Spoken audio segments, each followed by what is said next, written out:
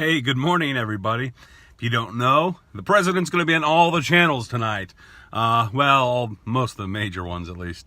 The State of the Union is happening, and everybody's going to be very excited about it. I can anticipate right now all the tweets and all the Facebook status updates as people on both sides of supporting and against the president send out all their messages saying why they love or why they hate what the president is saying tonight.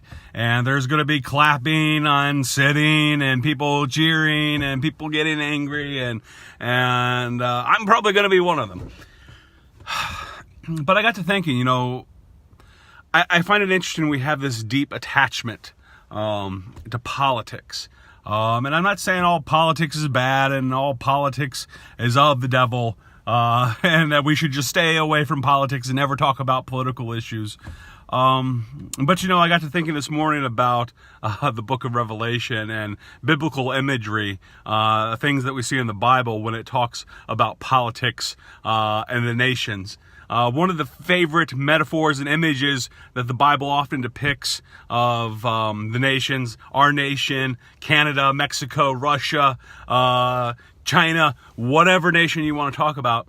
One of the images that the Bible often depicts of other nations is that of a violent beast. If you were to read through the book of Revelation, you see all sorts of images about violent beasts and violent rams and serpents and bears and lions and tigers and leopards and, whatever, all the different images that the Bible depicts when it speaks about nations. They're violent, they're dangerous, they're ferocious beast when the Bible talks about it. And I get to thinking, if the Bible depicts all the nations of the world in terms of violent imagery, then, why are we so connected to it? Because I know when I see a violent beast, wild predator, the excitement in my heart is more of fear than anything. Maybe we shouldn't be so connected to such things. Maybe in our hearts we should realize that for good or for bad, whatever we're involved with in regard to politics of this nation, that at the end of the day, that the Bible talks about the nations in terms of being a violent beast. And I don't know about you, but when I see a violent beast, I tend to distance myself from those violent beasts and try to get away and try to maybe even kill those violent beasts if necessary. Like when some snakes got in my garage, I was not like all cuddly with the snake. I was like, hey, we need to get these snakes that are nesting in our garage out of our garage.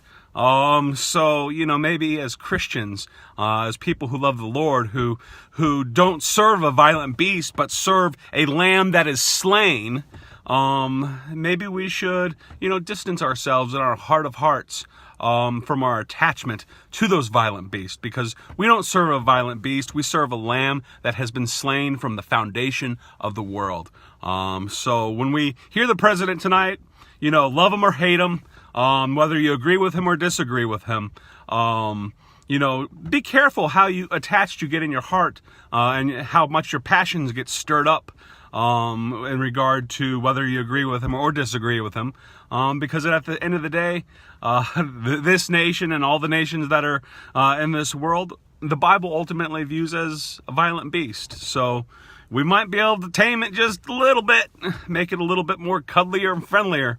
But I think at the end of the day, we need to realize in our heart of hearts that we don't serve a violent beast, but we serve a lamb that has been slain since the foundation of the world.